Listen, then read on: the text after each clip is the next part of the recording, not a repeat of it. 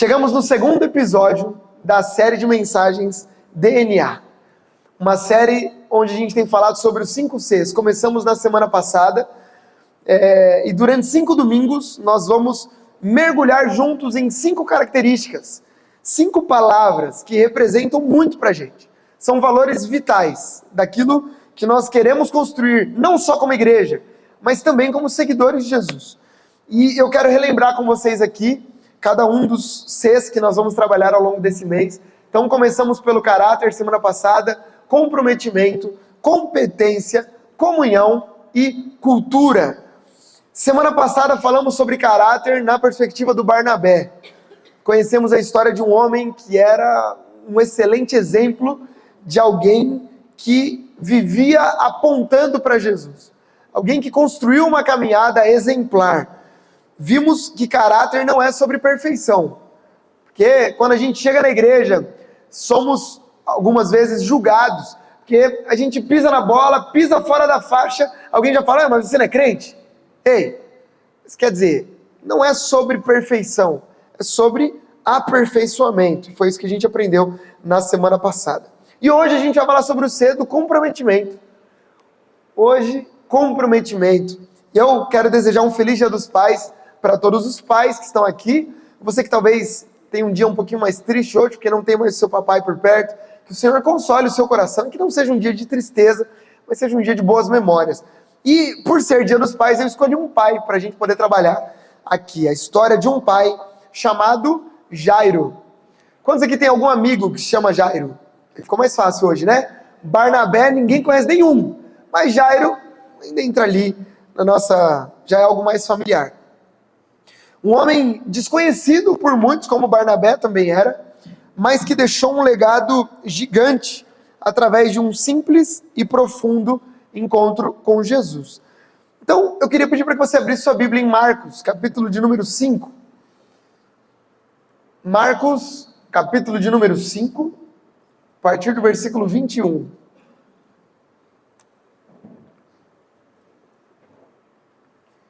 Eu falei para vocês, né, que um irmão criticou minha pregação uns dias atrás. Falou, pastor, eu gosto muito da sua pregação, mas eu não gosto quando você fala de futebol. Aí eu fiquei esperando ele dar risada, né? Eu falei, ele tá brincando, né? Aí ele ficou sério assim. Eu falei, tá bom, irmão, perdoa por... Então eu decidi que hoje eu não vou falar de futebol. Não vou falar nada do Corinthians. Não vou. Tá bom, pastor Ed? Bom, pastor Marcos, então não vamos falar, não tenho nada para falar hoje de futebol, porque o irmão não gosta quando eu falo de futebol nas minhas pregações. Marcos capítulo 5, versículo 21, olha só. Quando Jesus voltou de barco para outra margem, uma grande multidão se reuniu ao seu redor, enquanto ele estava à beira do lago. Então chegou ali um dos líderes da sinagoga, chamado Jairo. Um dos líderes da sinagoga, chamado Jairo. Vendo Jesus, prostrou-se aos seus pés e implorou-lhe insistentemente, a minha filhinha está morrendo. Vem, por favor, e impõe as mãos nela para que ela seja curada e viva. Então Jesus foi com ele. Uma grande multidão o seguia e o comprimia. Como de costume, e eu quero que você leve isso para a sua vida, de maneira geral, todas as vezes em que você pegar a Bíblia para ler, tome muito cuidado, para não ler versículos soltos e tornar eles uma verdade absoluta. Porque todo texto bíblico precisa ser compreendido pelo seu contexto. Porque senão, você vai cair no erro que muitas pessoas já caíram ao longo da história. Heresias surgiram porque pegaram um versículo solto, ignoraram todo o contexto. E, por exemplo, há um texto da Bíblia que fala que as mulheres deveriam entrar na igreja com um véu na cabeça e permanecer assim ao longo de todo o culto.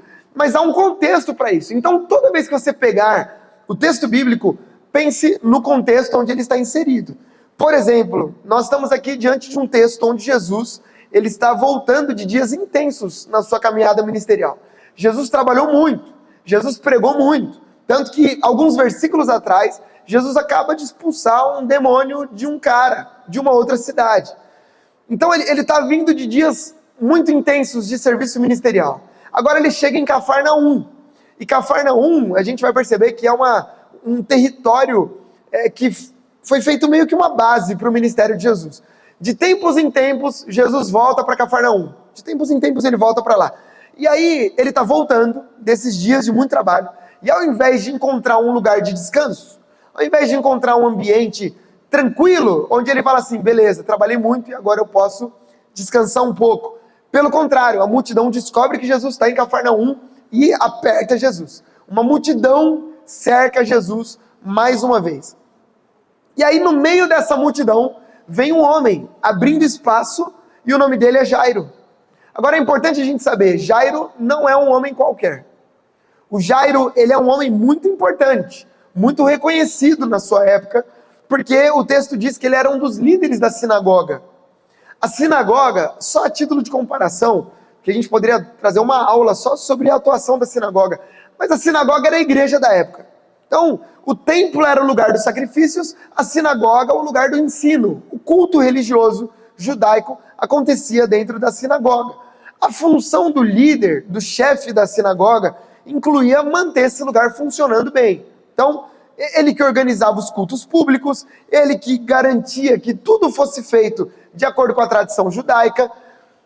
Então, o que eu quero dizer, nós não estamos diante de qualquer pessoa, é um cara importante, é um cara reconhecido na época. E é exatamente por tudo isso que o que acontece no texto que a gente leu é tão impressionante. Porque a Bíblia vem dizer que a filha dele ficou doente, uma menina de 12 anos. Ela ficou doente, uma doença mortal, tanto que há uma diferença dentro dos evangelhos.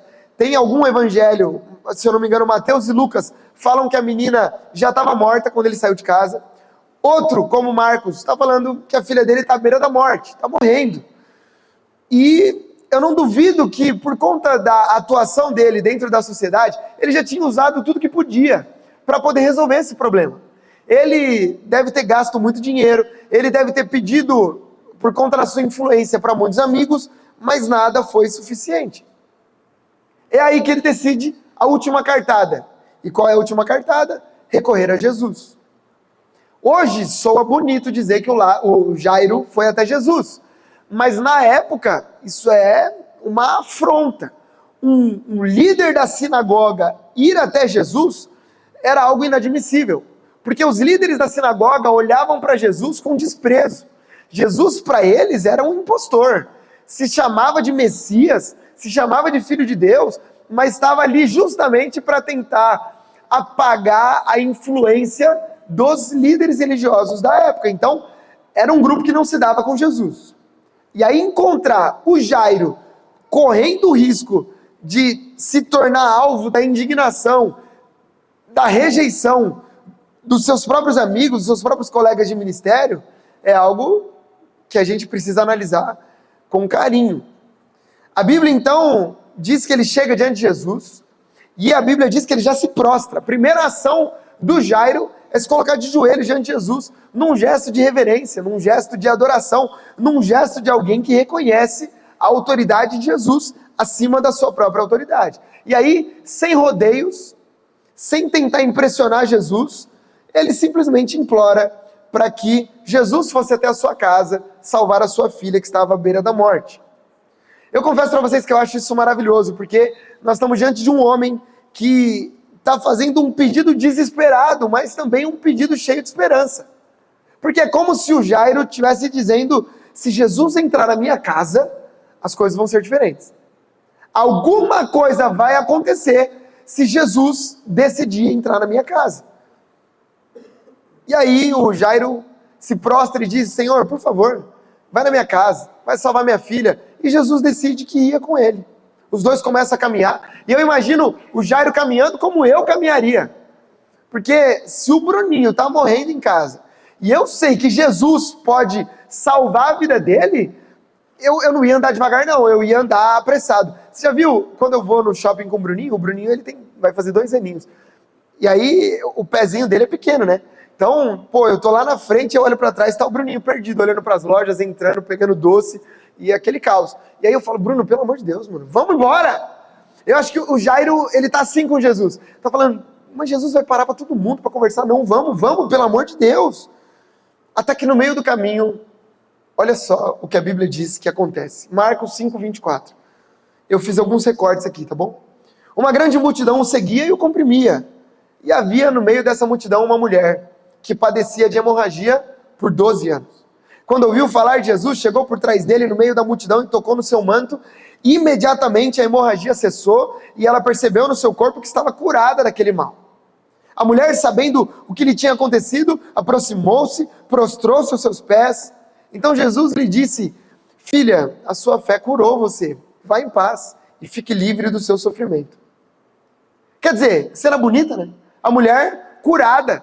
A mulher parou Jesus no meio da multidão e foi curada. Mas aí o texto segue. Enquanto Jesus ainda falava, chegaram algumas pessoas da casa de Jairo, o líder da sinagoga, e disseram: Jairo, tua filha morreu, porque ainda incomodas o mestre. Acabou. Jairo estava vivendo na pele o ditado que diz: não tem nada tão ruim que não possa piorar. Porque já estava tudo certo.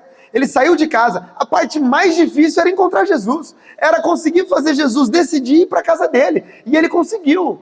Ele conseguiu fazer Jesus tomar essa decisão. Eles estavam a caminho de casa, mas todos os planos foram por água abaixo por conta de uma única interrupção. A interrupção de uma mulher que, tudo bem, também tinha um grande problema. E eu defendo ela em outra pregação. Mas agora era de defender o Jairo. De olhar e dizer: poxa vida, será que agora era o momento? Uma mulher que sofreu 12 anos, não podia esperar 12 minutos, não podia esperar 12 horas, ela já estava vindo de sofrimento há muito tempo, e a filha dele está morrendo. O texto diz que enquanto Jesus ainda falava com ela, aquilo acontece, e aí os amigos de Lázaro, por que eu estou com Lázaro na cabeça? Que é a ressurreição também, do Jairo, dizem: meu amigo, más notícias, sua filha morreu, pode parar de incomodar Jesus. E é nesse momento, quando tudo parecia perdido, quando a morte já tinha se tornado protagonista na história, é que o texto vem trazer o fim daquela cena. Marcos capítulo 5, versículo 35. Enquanto Jesus ainda falava, chegaram algumas pessoas da casa de Jairo, o líder da sinagoga, e disseram: a tua filha morreu, por que ainda incomodas o mestre? Jesus, porém, ignorou essa notícia. Isso é maravilhoso. Porque os caras chegam e Jesus fala assim: meu, nem presta atenção no que eles estão falando, deixa pra lá. E aí Jesus disse pro Jairo: Jairo, não tenha medo, apenas creia. E você veio pedindo uma palavra para o Senhor hoje, essa é a palavra: não tenha medo, apenas creia.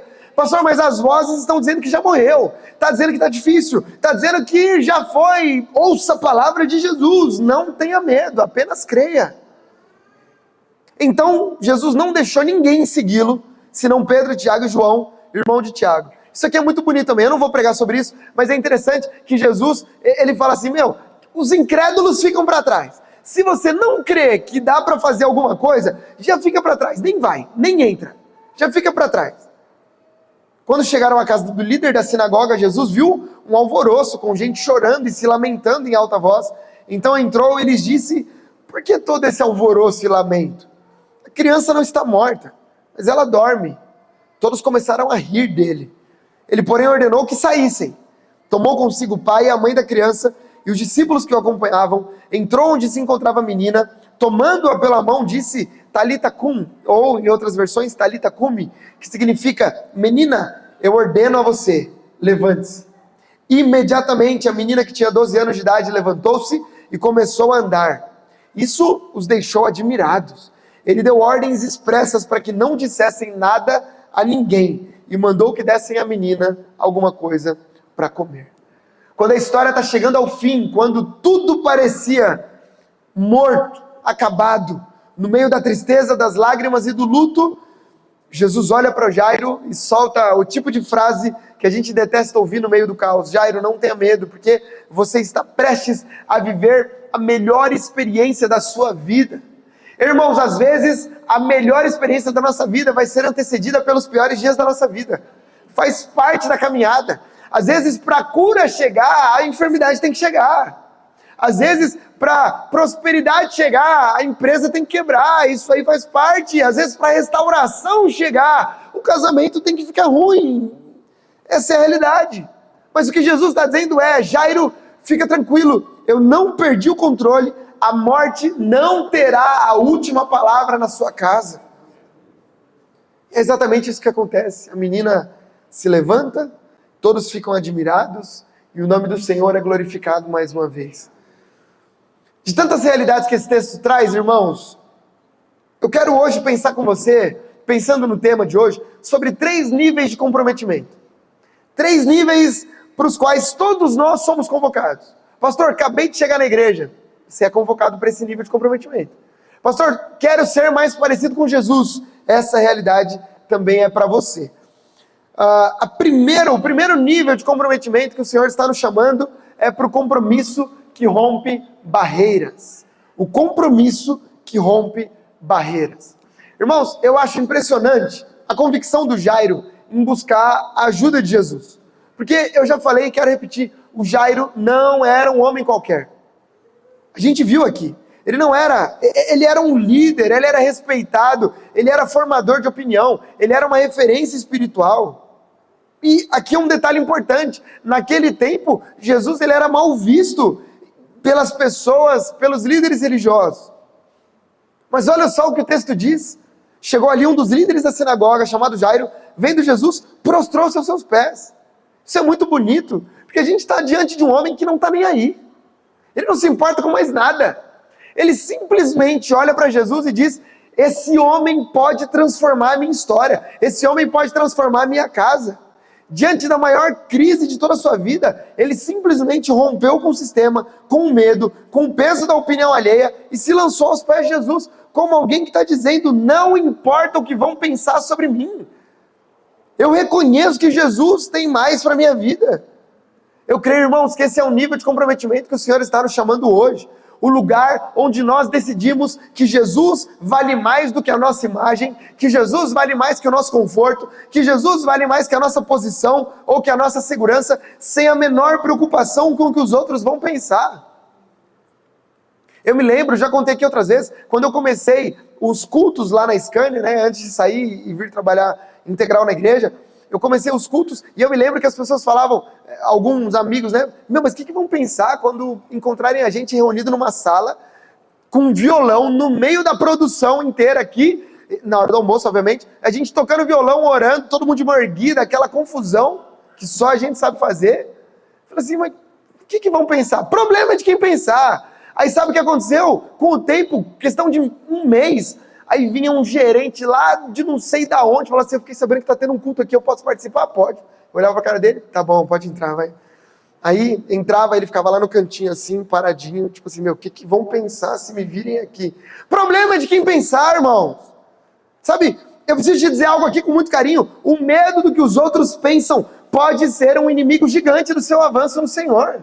Porque a gente fica preso toda hora ao que vão dizer. Não, mas e se virem eu entrar na igreja? Não, e se me virem reagindo assim? Não, porque o que as pessoas vão pensar? Quantas vezes a gente deixa de obedecer a Deus simplesmente porque a gente fica imaginando que vão pensar sobre aquilo que a gente está fazendo? Sinto muito, se você continuar vivendo, tentando preservar a sua imagem o tempo todo diante das pessoas, você corre o risco de perder o que Deus quer fazer na sua vida. Olha só, Jairo só viveu um milagre porque decidiu que a opinião de Jesus valia mais que a opinião de todos os outros. A única maneira do Jairo viver um milagre foi decidindo entre a opinião dos outros e a opinião de Jesus, eu fico com a opinião de Jesus. Eu não estou dizendo que a gente tem que desprezar o que os outros falam sobre a gente, porque tem gente que fala coisas importantes sobre nós, sobre a nossa conduta, sobre o jeito que a gente age. Não, a gente tem que ter uma postura, obviamente. O que eu estou dizendo é que isso não pode te aprisionar a ponto de você deixar de viver o que Deus tem para a sua vida.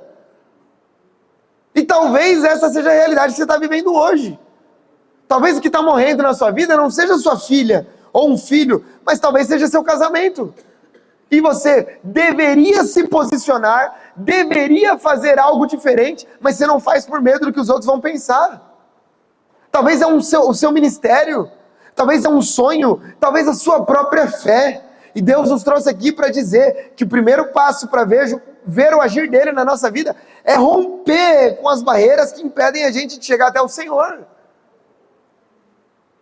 Quem sabe para alguns seja a barreira do orgulho, que você é orgulhoso demais para admitir que precisa da ajuda de Jesus. Porque você conseguiu resolver tudo, toda hora na sua vida sozinho, só que agora você chegou num lugar como o de Jairo, que você precisa. A religião não deu conta, o pastor não deu conta, a empresa não deu conta, o dinheiro não deu conta. Aí agora eu venho e digo para você, só Jesus pode resolver sua vida. E se você não vencer o orgulho de deixar Jesus trabalhar, você corre um sério risco de perder de vista o milagre que ele pode fazer. Como eu disse, quem sabe pode ser a barreira da opinião dos outros. Que você vive preocupado com aquilo que os outros vão dizer, vão pensar. Aí, se alguém souber que eu estou indo na igreja, ei, desculpa dizer, irmão, mas o que os outros têm a ver com a sua vida? Você fica preocupado. Se você fica preocupado, Deus te liberta hoje em nome de Jesus. Aí, o fulano está indo lá na igreja do outro. Aí, o fulano é de tal religião. E que coisa feia, deixa os outros para lá e vai viver a sua vida em nome de Jesus. Ninguém paga as suas contas, ninguém está nem... Às vezes a gente está pensando no que os outros vão pensar, mas ninguém está nem pensando nada sobre a gente. Sabe, que hoje seja o dia de um comprometimento definitivo com o Senhor, que Ele tenha a última palavra e Ele tenha a opinião mais importante sobre a nossa vida. Aquilo que importa de verdade é o que Deus diz sobre você, é o que Deus pensa sobre você, é o que Deus pensa sobre a sua casa, é o que Deus pensa sobre as decisões que você toma. Tem gente aqui que queria comprar um apartamento, mas aí você perguntou para o fulano falou, não é hora. Aí você perguntou para o ciclano falou, não, é a melhor hora do mundo você comprar. Aí você fica perdido, igual uma barata quando a gente joga baigol na cabeça dela, aí ela fica, e agora, o que eu faço? O que é isso que está acontecendo? Ei, pergunta para Deus qual é a opinião do Senhor sobre a sua história, em nome de Jesus. Esse é o primeiro nível de compromisso que rompe barreiras. O segundo nível de compromisso que Deus está nos chamando é um compromisso que suporta a espera. E esse aqui é desafiador. Todos são, mas esse também é. Não sei se você vai concordar comigo, mas uma das coisas mais bonitas na postura de Jairo para mim é a paciência para esperar a sua vez, mesmo enfrentando a dor mais cruel que um pai poderia suportar. A filha dele está morrendo. Jairo recebe a notícia agora de que não só está morrendo, como já morreu. E irmãos, vamos ser honestos, é que a gente já conhece o fim da história, mas a menina morreu por conta do atraso de Jesus. Se Jesus não... Foi igual Lázaro, por isso que eu lembrei do Lázaro. Foi igual Lázaro. Lembra que foi a Marta que falou? Se o Senhor tivesse chego antes, meu irmão não tinha morrido. Está atrasado, na ótica humana. Quer dizer, Jesus para atender uma mulher que há 12 anos sofria e por conta disso, a filha do Jairo morre dentro de casa. Morreu por conta do atraso de Jesus. Mas Jesus não está com pressa. Jesus vai andando devagar, cercado por um monte de gente, e ele para, e não para falar com o Jairo, não, ele para atender outra pessoa. Irmão, pensa comigo, não era esse o combinado. O combinado era seguir até a casa de Jairo, e talvez eu nessa situação, desculpa a honestidade aqui, mas se eu chego lá, e a minha filha está morrendo, aí a mulher para, eu falo, moça, sai daqui em nome de Jesus, pelo amor, sai daqui em nome desse Jesus aqui, segura mais um pouco, Jesus, você não está entendendo a gravidade da situação, mas não é isso que acontece. O Jairo se mantém. E aqui vem uma pergunta difícil, mas importante: como seguir confiando em Jesus, mesmo quando parece que o nosso caso ficou para depois? Como confiar em Jesus, se parece que Ele coloca para frente todo mundo, menos a gente? Se o nosso caso é sempre depois, e o vizinho é o primeiro, e depois, e o vizinho é primeiro, e as pessoas vão recebendo, será que eu consigo me manter comprometido com Jesus, mesmo quando o tempo dele não bate com o meu? Ou alguém aqui nunca se sentiu assim? Sabe, irmãos, eu tenho falado muito sobre isso aqui, e talvez alguém aqui precise ouvir hoje. É fácil seguir a Jesus quando tudo é rápido, quando a resposta vem na hora, mas o verdadeiro comprometimento se prova na caminhada lenta. Se prova quando Jesus não faz aquilo que a gente espera. Isso é maturidade, é se manter comprometido quando parece que Deus está respondendo a oração de todo mundo, menos a nossa. Quantas vezes a gente já orou e viu Deus fazer na vida de alguém próximo, e aí, vamos ser honestos, irmãos, a verdade é que a gente tem dificuldade de celebrar aquilo que acontece na vida dos outros, quando a gente esperava que fosse acontecer na nossa, porque lá no fundo a gente pensa, e eu, Senhor? E a minha vez? Mas eu tenho que dizer algo aqui que o Senhor ministrou ao meu coração. A bênção do outro não é o cancelamento da sua. Não é porque Deus fez na vida do outro que não vai fazer na sua. É tudo questão de tempo, é tudo questão de processo. Porque enquanto você está olhando para a vida do outro, para aquilo que Deus fez na vida do outro, e achando que Ele não vai fazer na sua, Jesus está só terminando um assunto para começar o seu. Quantos estão entendendo? Digam amém. Porque o milagre na vida do outro é para o outro. O que Deus fez no casamento do outro é para o outro. Porque é interessante, a gente às vezes quer o milagre do outro, mas não quer passar pelo processo que o outro passou. A gente quer, nossa, que família linda, como eu gostaria, eu queria essa família para mim. Vai passar o processo que a pessoa passou. Não, pastor, porque eu estou orando por prosperidade financeira e eu vejo os irmãos que têm empresa, eu vejo os irmãos que têm um cargo alto, vai pagar o preço que o irmão pagou. Não, isso eu não quero. Eu quero o milagre do outro, mas não quero passar pelo processo que ele passou. É o Jairo olhando talvez para aquela mulher e falando assim, puxa vida, por que não veio um milagre rápido para a minha vida? Rápido, são 12 anos. Sofrendo. Hoje é dia para a gente aprender a celebrar aquilo que Deus faz na vida dos outros, sem perder de vista a esperança de que Ele pode fazer na nossa também. Hoje é dia de você olhar para o casamento restaurado da sua amiga, do seu amigo, e dizer, Deus pode fazer na minha vida também. Vamos celebrar. O irmão conseguiu emprego, vamos celebrar. Comprou um carro novo, vamos celebrar. Vamos celebrar na certeza de que Deus pode fazer na nossa vida também. Porque o Deus que parou para curar uma mulher no meio do caminho, foi o mesmo Deus que minutos depois seguiu caminhando para curar a filha de Jairo. Terceira e último nível de compromisso que esse texto nos ensina, assim, em primeiro lugar, é o compromisso que rompe barreiras. O segundo lugar é o compromisso que suporta a espera. O terceiro lugar é o compromisso que sustenta o milagre. Compromisso que Deus espera de nós. É um compromisso que sustenta aquilo que Ele começou a fazer. Eu acho lindo como essa história termina. E ela termina com o tipo de frase que a gente adora desprezar na nossa leitura bíblica. Jesus entra no quarto onde a menina estava morta, e olha só o que o texto diz. Tomando-a pela mão, ele disse, Talita cum, que significa, menina, eu ordeno a você, levante-se. Imediatamente a menina que tinha 12 anos de idade levantou-se e começou a andar. Isso deixou todo mundo admirado e ele deu ordens expressas para que não dissessem nada a ninguém. E olha como o texto termina, e mandou que dessem à menina algo para comer. Esse detalhe é muito importante. Porque quando Jesus entra na casa e faz o milagre não é o fim do caminho. O milagre é o começo de algo superior que Deus ainda vai fazer. Não é que depois que Jesus fez aquele milagre, a menina seria imortal. Não é que Jesus falou assim, olha, pronto, curou, fica tranquilo, pode... esquece. Não. A ordem final de Jesus é, eu fiz o milagre. Agora o trabalho de manter o milagre vivo é com vocês. Dá alguma coisa para essa menina comer. Porque se não der para ela comer, ela vai morrer de novo. Você já entendeu onde eu quero chegar? Deus pode restaurar relacionamentos, mas você é o responsável por manter esse relacionamento restaurado.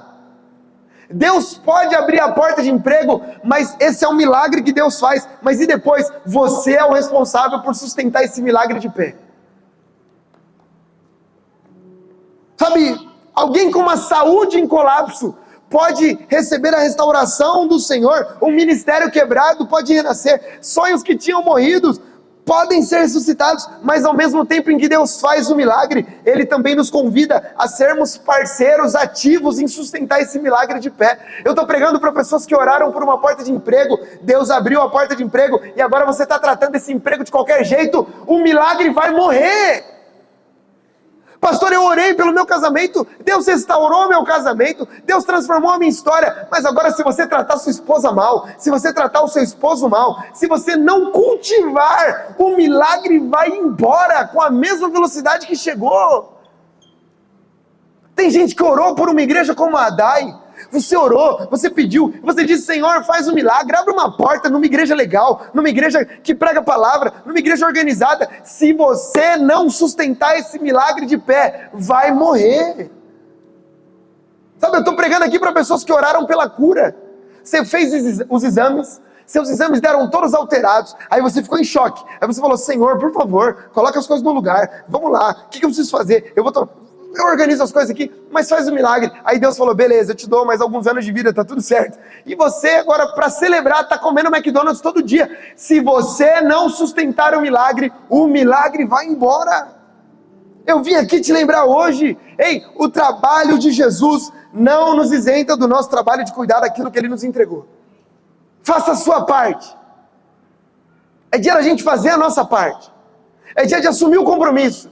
E dizer assim, Senhor, o Senhor fez milagres, agora pode contar comigo nessa jogada. Eu vou dar para essa menina de comer. Eu vou preparar o melhor alimento. Senhor, o Senhor fez o milagre, o Senhor abriu a porta, mas a partir daqui, conte comigo para manter esse milagre de pé. Sabe, talvez você experimentou vitórias recentes, uma renovação, uma restauração. Agora, pelo amor de Deus, não deixe o inimigo roubar essa bênção por falta de cuidado. Não deixa. Os milagres que Deus faz, eles precisam ser nutridos, eles precisam ser alimentados. O convite de hoje é para que eu e você sejamos homens assim, mulheres assim, gente comprometida não só com o começo, não só com a metade, não só no tempo da espera, porque, irmãos, de verdade, há coisas que Deus pode fazer, mas há muitas outras que Ele conta com você para fazer. Porque senão a gente vai jogando tudo no colo de Deus. E aí Deus abre a porta. Aí Deus me dá sabedoria. Aí Deus mantém aberto. Aí Senhor, vai trazendo. E Deus está falando, tudo bem, eu já fiz a minha parte. Só que você está olhando tanto para o futuro, que você está esquecendo de cuidar daquilo que eu já dei. Está esquecendo de cuidar daquilo que eu já fiz. Sabe, irmãos, minha oração hoje é para que a gente saia daqui com a capacidade de levar essa decisão para tudo que a gente viver. Que nunca falte comprometimento da nossa parte. O Jairo se comprometeu em sair de casa, atravessar uma cidade, entrar no meio de uma multidão, simplesmente para cuidar de algo que era especial para ele. A minha pergunta é, como temos cuidado daquilo que é especial para nós? Quem sabe esse emprego que você tem hoje era o emprego dos seus sonhos. Por que você está tratando desse jeito? Quem sabe hoje você está vivendo o resultado de orações que você fez no passado. E por que você está reclamando tanto? Eu orei para que o Bruninho chegasse. Um dia eu orei para que eu pudesse ter um dia dos pais assim. E aí tem noites, o Bruninho tem 2 anos. Quando ele fez 1 ano e meio talvez, acabou, a gente dormia, eu mergulhava de dizer, nossa, o Bruninho dorme a noite toda. Ele continua dormindo, só que agora alguém tem que ir lá para o quarto dele para dormir junto com ele, que senão ele não... Qual é a minha tendência natural? É olhar para a noite ali, que o Bruninho vira para lá, vira para cá, e reclama, e resmunga, de não sei o que lá. E aí vai, e aí meu braço fica dormente, aí eu quero colocar ele parece que eu estou colocando ele num balde gelado, que é só a cama dele. Qual a minha tendência natural? Falar, pelo amor de Deus, Senhor, o que tá... Não, eu estou vivendo hoje fruto de oração que eu fiz no passado. Agora é hora de nutrir esse milagre para ele continuar crescendo. Desculpa repetir, mas talvez o casamento que você tem hoje é fruto de oração que você fez no passado. É hora de nutrir esse milagre. Em nome de Jesus. Ora para que sejamos homens e mulheres comprometidos. Mas gente que tem a capacidade de sustentar aquilo que Deus fez. Ora para que o nosso comprometimento não seja seletivo. Para de querer se comprometer só quando Deus faz aquilo que você acha que Ele deveria ter feito. Para de querer se comprometer só quando Deus abre a porta que você acha que Ele deveria ter aberto. Se comprometa também com Jesus quando Ele fechar algumas portas, porque eu canso de dizer aqui, porta fechada é proteção do Senhor. Que nunca nos falte a certeza de que vale a pena permanecer ao lado do Senhor por toda a nossa vida.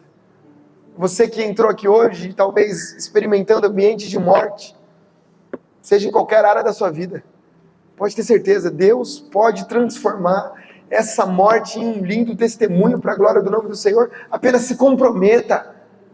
Pastor, mas já morreu. A filha de Jairo já tinha morrido também.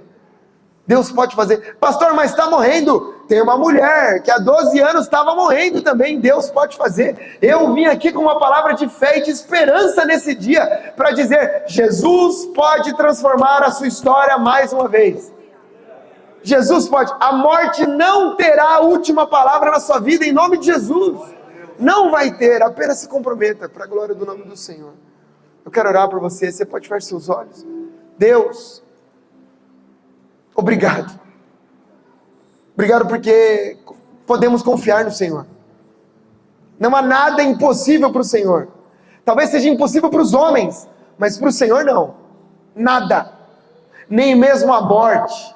A morte não teve poder para superar a autoridade do Senhor. Obrigado. Obrigado porque estamos do lado certo. Estamos do lado de quem venceu a morte. De quem rompeu todas as barreiras humanas para mostrar para a gente que podemos confiar no Senhor. Faça de nós gente como Jairo. Gente comprometida de verdade. Comprometida com o começo. Comprometida com o meio. E comprometida em sustentar aquilo que o Senhor fez. Que, ó Deus, a gente não perca de vista que os milagres que o Senhor nos deu são preciosos demais. Mas que sejamos daqueles que dão de comer para que o milagre que o Senhor fez não morra. Nós oramos, te agradecemos. Em nome